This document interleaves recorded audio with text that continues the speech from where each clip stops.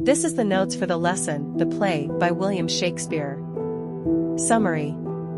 This is a single scene from William Shakespeare's A Midsummer Night's Dream. A royal wedding is about to take place, and as part of the celebrations, a group of ordinary people, consisting of artisans like a carpenter, a weaver, a tailor, and so on, plan to stage a play. This scene shows them beginning their rehearsals. These artisans are neither educated nor experienced in acting, and their innocent efforts are shown in a humorous light.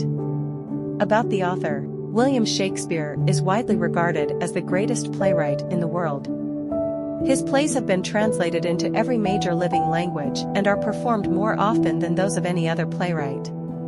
Shakespeare's work covers the entire range of human emotions, from comedy to tragedy. Question number 1. Read the extracts and answer the questions. Extract 1. There are things. He is not a lion. Para. 5-14. Question 1. I believe we must leave the killing out, when all is done.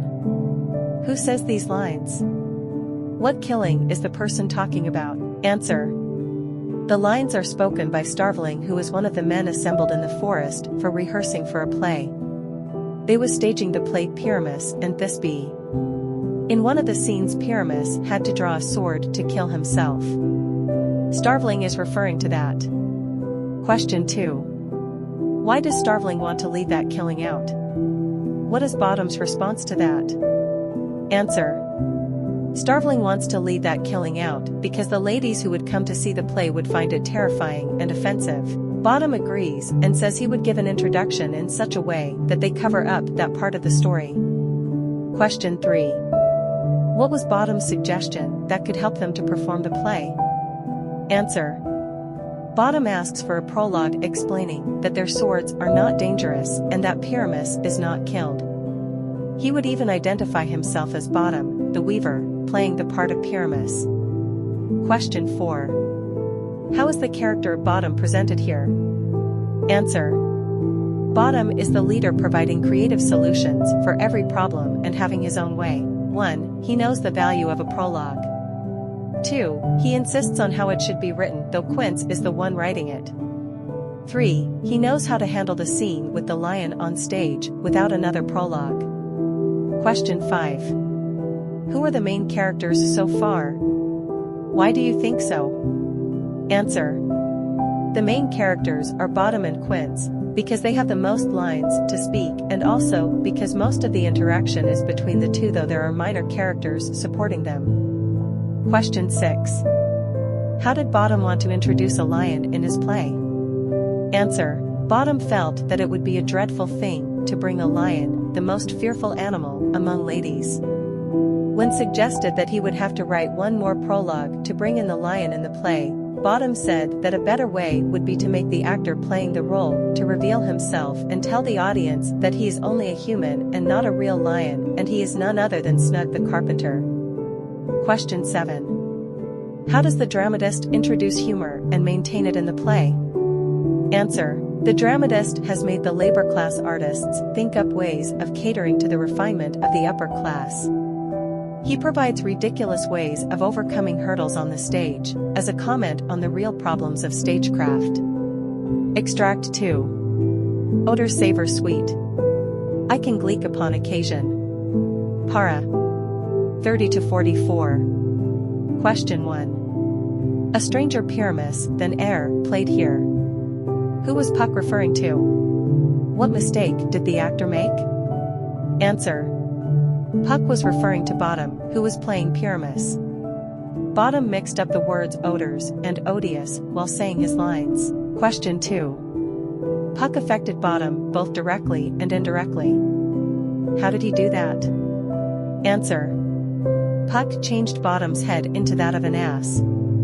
That was how he affected him directly. The other actors were scared of Bottom and ran away. Puck also dropped the juice of a magical flower on Titania's eyelids while she was sleeping. Because of this, when Titania woke up and saw Bottom, she immediately fell in love with him. She insisted on keeping him with her. That was how Puck affected Bottom indirectly. Question 3. Why did Bottom think the others were making an ass of him? Answer. Puck changed his head into the head of an ass. When he re-entered according to his cue, the others were scared to see him with an ass's head and ran away. They came back one by one to tell him that he was changed, but Bottom did not believe or understand them. He thought they were trying to make a fool of him. Question 4. What did Bottom decide to do? Why? Answer. Bottom decided not to move from the place, no matter how oddly the others behaved. He decided to walk up and down right there and sing so that the others could hear him and know that he was not frightened. Question 5. Describe the incongruity of the situation. Answer.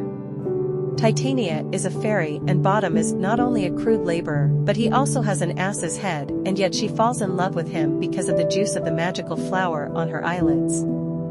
Appreciating the text. First question. Who was Puck? What was his role in creating confusion among the stage players in the forest? Answer. Puck was King Oberon's handyman. He was mischievous and possessed magical powers. As a part of his mischievous act, Puck changed Bottom's head into an ass's head. That created a lot of confusion among the players. The friends ran away scared at the strange sight, and Bottom, in turn, thought they were playing a prank on him to scare him. Second question. What, according to Quince, are the two things that are difficult to represent on stage? How did they decide to solve that? Answer. Quince felt there were two things that were hard to represent on the stage. One was to bring moonlight into a chamber, and the other was to have a wall, as the main characters had to talk through the chink of a wall. Bottom again came out with solution for both. Either they let the real moon shine through a casement in the chamber, or have an actor come to the stage with a bush and a lantern to represent moonlight. And some man or other with a plastered face would come on stage to signify a wall and keep the fingers such that it would look like a hole for the actors to peep through and talk. Third question. Do you think the play is a humorous one? Substantiate. Answer. Every scene in the extract is comical. All the characters are serious, and their seriousness adds to the comic element. The reader can experience and enjoy humor in every act of the characters. The players' odd discussion on how to present certain scenes, the prank played by Puck, Titania falling in love with a man with an ass head make for humorous reading. It is difficult to separate any one scene as the most humorous. However, the scene where Bottom enters with the head of an ass, scaring everyone around as a result of Puck's mischief, is the funniest scene. Fourth question. Why did the writer make Titania's speech musical? Answer. The writer has made Titania's speech particularly musical by making the lines of her speech rhyme "do not desire to go / whether thou wilt or no common rate / tend upon my state," and so on.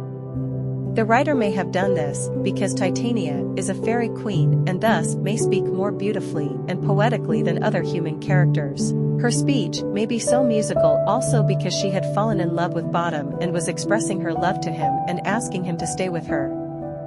Fifth question. What are the three different meanings of the word play as used in the text? Answer. The three meanings of the word play as used in this text are: 1. A play, meaning a drama, a group of ordinary people plan to stage a play. 2. To play a role, meaning to enact a role, Bottom was going to play the role of Pyramus, and 3. To play a trick, meaning to crack a practical joke, Puck plays a trick on Bottom. Thank you for watching. Please like, share and subscribe to the channel for more updates.